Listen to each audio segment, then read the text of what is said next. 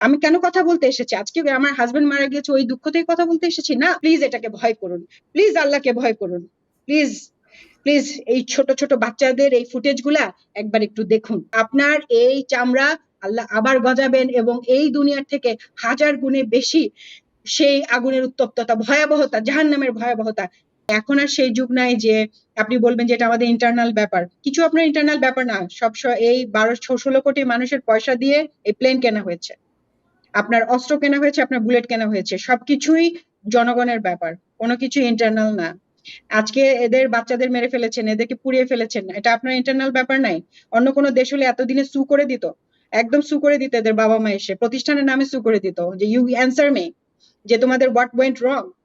বাংলাদেশি মানুষজন খুব নাইভ, খুব ভালো, কথায় কথায় মামলা করে না। আর আর্মি শুনলে মনে করে যে 10 খুন মাফ, কোনো খুন মাফ নাই। এদের প্রত্যেকের 1 টাকা করে জমিয়ে আপনারা এইসব এয়ারক্রাফট কিনেন, এগুলা লোপাট করেন, এগুলো হাজার হাজার কোটি টাকা দূরে দূরে। আপনারা কেন এরকম একটা সবসময় একটা সুপিরিয়র কমপ্লেক্স নিয়ে বসে থাকেন যে আমরা মিলিটারি, আমরা এয়ারফোর্স, আমরা কারোর কাছে উত্তর দিতে বাধ্য না? আপনারা বাধ্য, 100 ভাগ ভাগ বাধ্য, এবং আপনাদের বলা উচিত। এবং যেভাবে যে বিভিন্ন টেলিফোনের কনভারসেশন বিভিন্ন জায়গায় প্রকাশ করা হয়েছে, আপনারা ব্ল্যাক বক্সে লাস্ট কি কমিউনিকেশন করা আছে, আমি চ্যালেঞ্জ দিয়ে বলতে পারি এটা তারা কখনো প্রকাশ করবে না। লাস্ট এই তৌকিরের সাথে গ্রাউন্ডের কি কথা হয়েছিল? সে কি পরামর্শ চেয়েছিল যে স্যার আমি কি এখন ইজেকশন করব? করার কথা যেহেতু সে সলো, অথবা ওনারা কোন পয়েন্টে তাকে ইজেকশন করতে বলেছে এবং কোথায় সে তাকে ল্যান্ড করার জন্য তারা পরামর্শ দিয়েছে? কেউ না কেউ কথা বলেছে, সেটা যদি ওনাদের সাহস থেকে প্রকাশ করুক। আমি আপনাকে চ্যালেঞ্জ দিয়ে বলতে পারি এটা ওনারা প্রকাশ করবেন না, কারণ এটার আমি যখন আশরাফ মারা যায় আমি সমস্ত জায়গায় যে এই উত্তরটা আমি পাই নাই। এই যে তারা এই ধরনের হাস্যকর কথা বলার চেষ্টা করবে যে ব্ল্যাক বক্স ছিল না, ব্ল্যাক বক্স নাই, ব্ল্যাক বক্স তো থাকতে হবে ভাই। এয়ার কেস ইনভেস্টিগেশন তো আমরাও দেখি ন্যাশনাল জিওগ্রাফিক চ্যানেলে। হ্যাঁ, মানে এখন ওই সময় নাই যে আপনি কিছু একটা বুঝিয়ে দিবেন মানুষকে। সবার কাছেই কিছু না কিছু পড়াশোনার ম্যাটেরিয়াল আছে, সবার ব্রেন আছে, সবাই বিভিন্ন বিষয়ে অনেক এক্সপার্ট। গ্রামের মানুষজন তো কত কিছু বোঝে, কাজে একপাক্ষিক ভাবে কথা বলার আসলে কোনো সুযোগ নেই। সো বিডিআর ঘটনার পরে হ্যাঁ, সাক্ষীর জন্য আমাদেরকে ডাকা হয়েছিল এবং আমি প্রপারলি সাক্ষী দিয়েছি, এবং আমি আশা করছি যে এটা সুন্দরভাবে হবে, জাতির সামনে রিভিল হবে। তো বলেছেন গভর্নমেন্ট যেটা রিভিল হবে। কিন্তু রিটায়ার্ড কোনো অফিসারদেরকে এখন পর্যন্ত আমার জানা মতে কাউকে কোনো ফেসিলিটিস বা অথবা কাজে ফেরত দেওয়া, ইউনিফর্ম ফেরত দেওয়া বা বিভিন্ন যেভাবে অ্যাপ্লিকেশন করেছে তাদেরকে এরকম কোনো কিছু করা হয়নি। আমাকে সেনাবাহিনী থেকে একটা বোর্ডে ডাকা হয়েছিল, যেখানে আমার অ্যাপ্লিকেশনটা, যেখানে যখন ওনারা অফিসিয়ালি বললেন যে তোমরা তোমাদের অ্যাপ্লিকেশন গুলো দাও, আমরা অ্যাপ্লিকেশন দিয়েছি এবং আমাকে ডাকা হয়েছিল। সে ডাকা পর্যন্ত সেখানে গিয়েও আমি আমার কথা বলে এসেছি, কিন্তু এটার কোনো ডিসপোজাল বা উত্তর আমাদেরকে দেওয়া হয়নি যে আমাদেরকে কোনো মানে কোনো ধরনের ফেসিলিটি অথবা কোনো কাজে আমাদেরকে ওনারা নিয়োগ করতে চান কিনা, এই ধরনের কোনো বিবৃতি বা কোনো কিছু আমরা আর্মি থেকে পাইনি। সো আসলে আমি কিছু পেয়েছি কি পাইনি, আমি আসলে এগুলো বলার জন্য আসি না। কিছু এরা দিচ্ছে না, 15 বছর ধরে দিচ্ছে না, এখন যারা লেসপেন্সার আছে তারা আমাকে দিবে এমন আশাও আমি করি না। হ্যাঁ, আমাকে আল্লাহ খাওয়াচ্ছেন, কোনো সমস্যা নাই। আমি কেন কথা বলতে এসেছি আজকে? আমার হাজবেন্ড মারা গিয়েছে, ওই দুঃখতেই কথা বলতে এসেছি না। আমার খুব কষ্ট লাগছে যে এই যে পাবনা, আমার হাজবেন্ডও পাবনা ক্যাডেট কলেজের ছিল, এই ছেলেটাও ক্যাডেট কলেজের।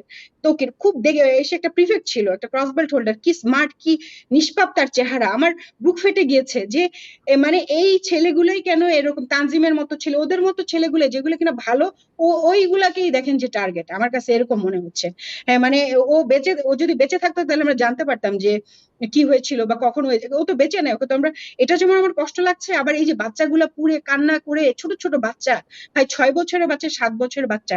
আজকে আমাদের দেশে কালচার শুরু হয়েছে ভালো মানুষের কালচার, না যে ভালো মানুষ হতে হবে, দেশে ভালো করার জন্য কালচার করতে হবে, কোরআন কোট করার কালচার এসেছে।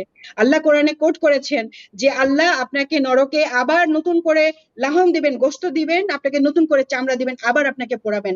এই যে আজকে যে আগুনে বাচ্চাগুলো পুড়ে গেল, যদি কেউ সাথে সংশ্লিষ্ট থাকেন আমি তাদের উদ্দেশ্যে বলতে চাচ্ছি, আপনার এই চামড়া আল্লাহ আবার গজাবেন এবং এই দুনিয়ার থেকে হাজার গুণে বেশি সেই আগুনের উত্তপ্ততা, ভয়াবহতা, জাহান্নামের ভয়াবহতা। প্লিজ এটাকে ভয় করুন, প্লিজ আল্লাহকে ভয় করুন, প্লিজ প্লিজ। এই ছোট ছোট বাচ্চাদের এই ফুটেজ গুলা একবার একটু দেখুন।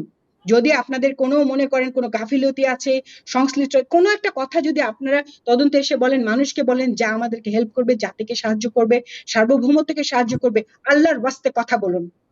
আপনারা চুপ করে আছেন, আমরা তো তেমন কিছু জানি না, আমাদের আন্দাজ থেকে, প্রশ্ন থেকে, আমাদের ইমোশন থেকে আমরা কথা বলছি, অথচ আপনারা জেনে বুঝে চুপ করে আছেন। শত শত মানুষ আমি বলতে পারি, আপনারা ভয়ে একটা রিয়েক্ট দিচ্ছেন না, একটা পোস্ট দিচ্ছেন না। আমরা দেখতে পাচ্ছি কোনো একটা ইয়ের মধ্যে কোনো মিলিটারির বা ইয়ের মধ্যে মানে যারা সার্ভিং আছেন তারা মানে খুব গা বাঁচিয়ে লিখছেন। কেন ভাই এত কিসের ভয়? কেন এত ভয়? এতদিন পরে কিসের ভয়? এবং আমি লাস্ট একটা কথা লাস্ট বলবো স্যারের কাছে যাওয়ার আগে, আপনারা যারা ডিজিএফ এনএসআই যে স্যারা বললেন যে আমরা বিভিন্ন সময় মনে হচ্ছে যেন আপনাদের সংশ্লিষ্টতা ছাড়া তো এই স্যাবোটাজ গুলো সম্ভব না, এক এক পর এক একটা ঘটনা আপনারা তো আগে থেকে ফোনে সব শুনতে পান, তাহলে এত বড় বড় ঘটনা হয়ে যাচ্ছে, ভিডিও হয়ে যাচ্ছে, ম্যাসিভ আকারে মিডিয়াতে চলে আসছে। আগে তো হাসিনার আমলে তো মিডিয়া খুব হাইলি কন্ট্রোল ছিল, মিডিয়া কন্ট্রোল রুমই ছিল ডিজিএফ এর ভিতরে। এখন তো আমরা দেখতে পাচ্ছি যে যেটা সামনে আনা দরকার সেভাবে হচ্ছে। আপনারা যে কাজগুলো করছেন, আপনারা যদি এটাই করবেন তাহলে আপনারা হাসিনাকে যেতে দিলেন কেন? রেখে দিতেন ওনাকে। উনি যখন চলে গিয়েছে এবং যেতে বাধ্য হয়েছে, ইউ চেঞ্জ ইউর সাইড নাও। উনি আপনাদেরকে বাঁচাতে পারবে না, I guarantee you.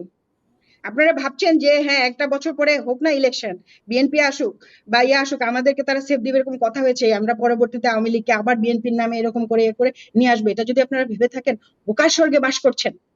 Please change your side right now. এই বাচ্চাগুলির দিকে তাকান, এতগুলো মানুষ মারা যাচ্ছে, এতগুলো ঘটনা আসছে, ধর্ষণের ঘটনা হচ্ছে, এগুলো আপনারা প্লিজ একটু দেখেন এবং আল্লাহর কথা একবার ভাবেন।